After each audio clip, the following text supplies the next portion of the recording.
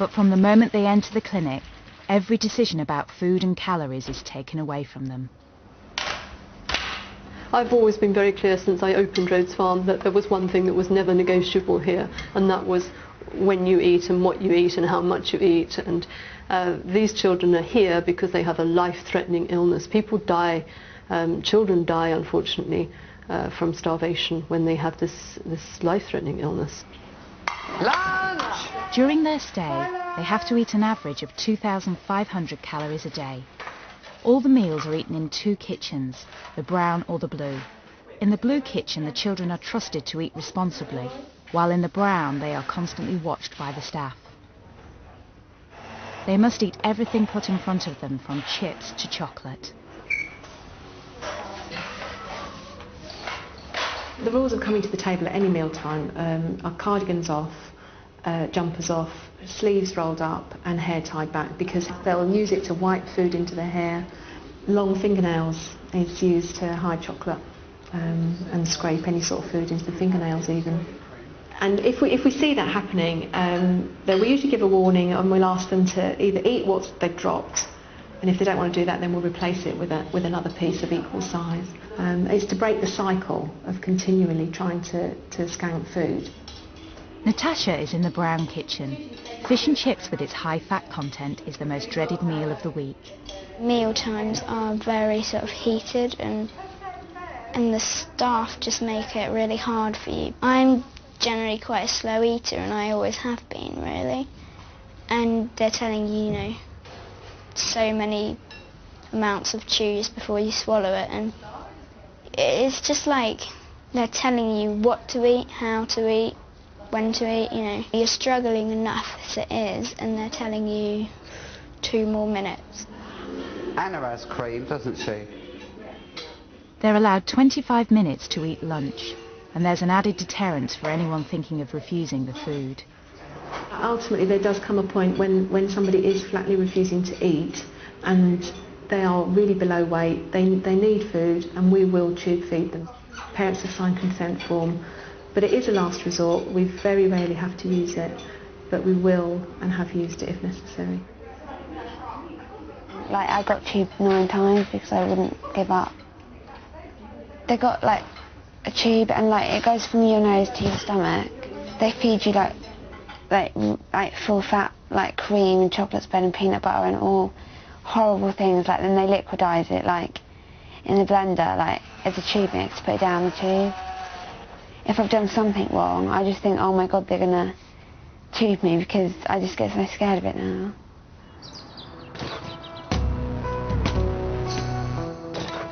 Naomi may be eating and nearly at her target weight, but she is still dominated by her anorexic thoughts.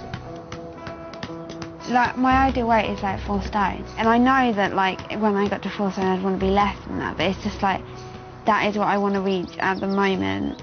I think I'd be a lot happier and more confident in myself, but like I know that I want to get lower. She wants to lose weight so much she refuses to sit down, as standing up burns 40 more calories an hour than sitting down. And I feel like if I do sit, it's like the Naomi I was before, and I don't want to be that anymore. That was fat and ugly, and I don't want to be that. I want to be different. Rhodes Farm is concerned about the amount Naomi is exercising. To avoid their eyes, she exercises in private too.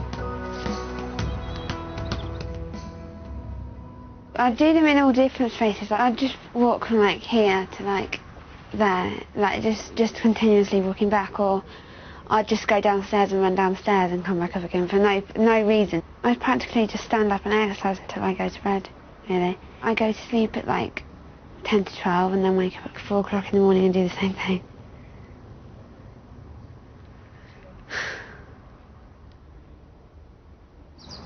When they're admitted to the clinic, contact with friends and family is limited, so there's no mobile phones or emails allowed.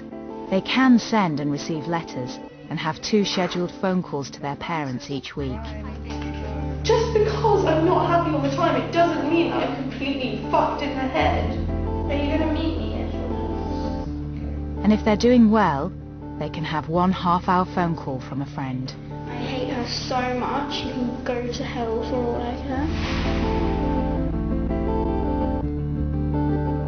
Natasha is a third of the way through her programme and is struggling to come to terms with the changes to her body. It might sound really stupid, but you can actually feel, you do notice when you're heavier, like before weigh day here, like when I get out of bed and sort of push myself up, you don't struggle, but you can feel that you're a bit heavier.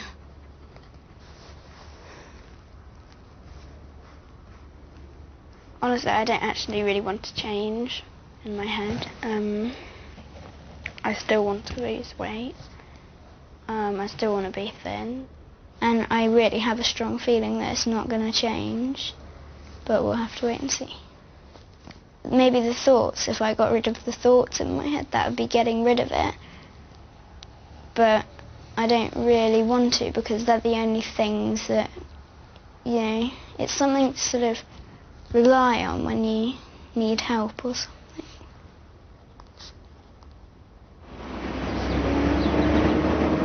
Rhodes Farm tries to re-educate the children in their understanding of food. Almost every anorexic child has what I call a fat phobia. They would all like to cut fat out of their diet totally and utterly, and I think that the government and the messages on healthy eating that we hear have a part to play in this, because they definitely give us the impression that if we could eat a very low-fat diet we'd be very healthy, and if we could eat a no-fat diet we'd be even healthier, which actually isn't the case.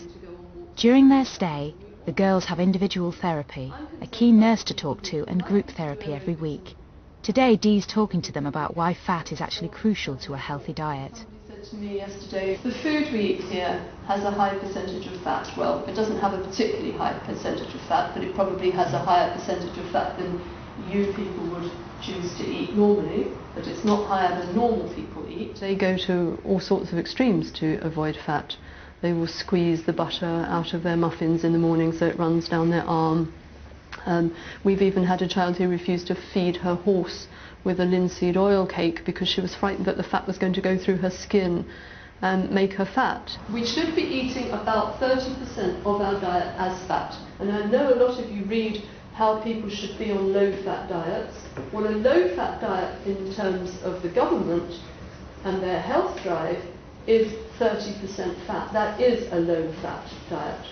We know that almost all people who are starving become depressed. So, not surprisingly, almost all the children who come here have some degree of depression. Do try and listen. It is important that you change the way you think. It was like this kind of thing in my head that was like controlling me, and I always described it like I was down a